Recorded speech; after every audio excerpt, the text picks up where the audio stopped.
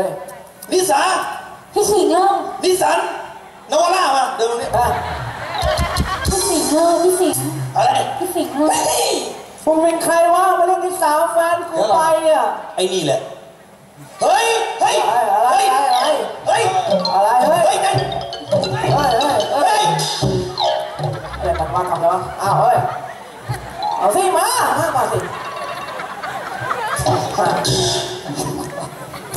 หนีทำไมอ่ะไม่หนีไม่หนีทำอะไรมึงดูปากกูนะรำคาญมึงจะต่อยมันต้องห้ามกูก่อน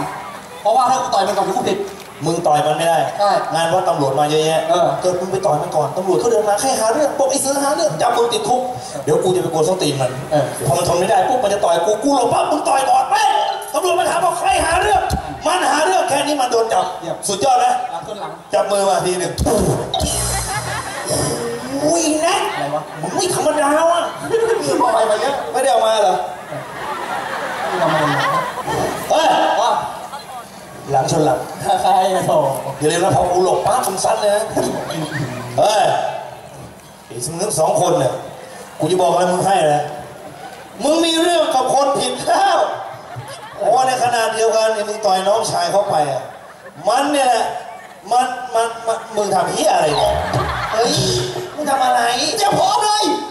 ปุ๊บคือมันต่อยเปิดสวนปุ๊บกูหันมาปั๊บปุ๊บโอ้มึงโมเดลพร้อมกูพับเพียบไปแล้วนะเมื่อกี้ทำจริงอ่ะมึงยังมึงเลยมึงคอยพร้อมกูจะพร้อมยืนนิ่งๆนักเลงใหญ่ใจต้องนิ่งมึงอย่าลืมสิว่ามึงเป็นนักเลงหัวโตนะเว้ยหัวไม้นักเลงหัวไม้น้องเรียกหัวโตน้องเรียกผิดเฮ้ยยืนนิ่งๆไว้เฮ้ยกูจะบอกมึงให้นะเว้ยการมีเรื่องครั้งนี้มึงมาผิดคนแล้วมึงรู้หรือเปล่าว่าคนที่ยืนอยู่ข้างหลังกูเป็นใครมึงคงไม่รู้สินะกูจะบอกมึงให้อาบุญก็ได้นี่มึงยืนรอดูพายุตอนเย็นเหรอนอนวะมึงยืนนิ่งไปอ่ะมึงบอกให้กูยืนนิ่งๆอ่ะเอาแบบนี่แบบธรรมชาติไม่ต้องเกรงธรรมชาติครับธรรมชาติคือนกม้าของคำตัวทำอะไรวะธรรมชาติ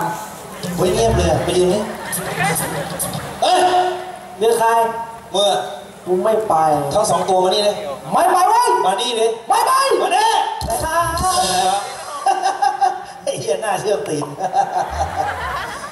มึงมีเรื่องผิดคนแล้วรู้เหรอทำไมวะรู้จักไอ้เสือไหมรู้ไอ้เสือเนี่ยมันพี่ของไอ้สิงห์แล้วไปซะไปจากตรงนี้กูไม่ไปกูไม่อยากเอาเลือดมึงมาล้างพระบาทของกูโอ้โหเก่งแล้วไงไปซะตรงนี้กูไม่ไปเว้ยมีอะไรเปล่าไม่ไปไม่ไปไม่ไปเหรอไอ้ต่อยแม่งเลยไอ้อ้าวไอ้เหี้ยไม่กล้าเหรอโอ้เหี้ยตังตกว่ะไอ้วะไอ้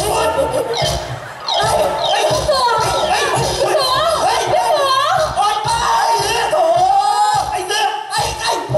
ครับผมครับลุง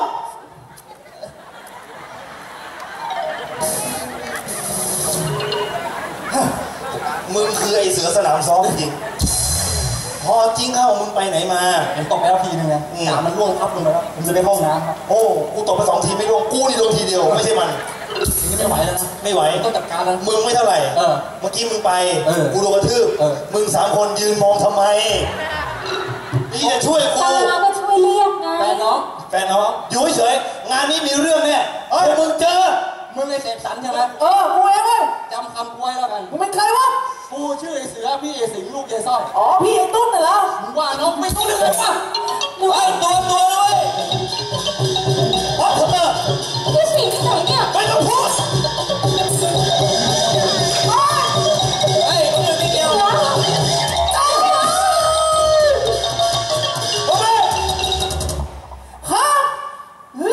ะไรเฮ้ย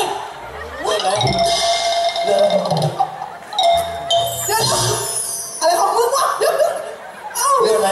เลือดไหลโดนฟันหน้าเนี่ยเล่นลิเกให้มันสมบทบาทเลือดต้องมีรอยเลือดยังไงวะโอ้ยเลือดด้วยอ๋อยังไม่โดนฟันนี่มาไม่โดนฟัน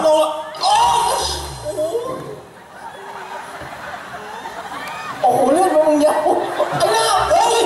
ฟันยาวจังวะอะไรทำไมฟันยาวจังฟันยาวเหี้ยเลยฟันเหยินเอ้าบอกคือฟันยาวเฮ้ยฟันหน้ามันยาวว่าไงแต่สันกูไอ้เสือ พี่สิงห์ลูกยายสร้อยเจอกูได้ทุกเมื่อ ใช่หัวเราะทำเหี้ยอะไรหัวเราะทำไม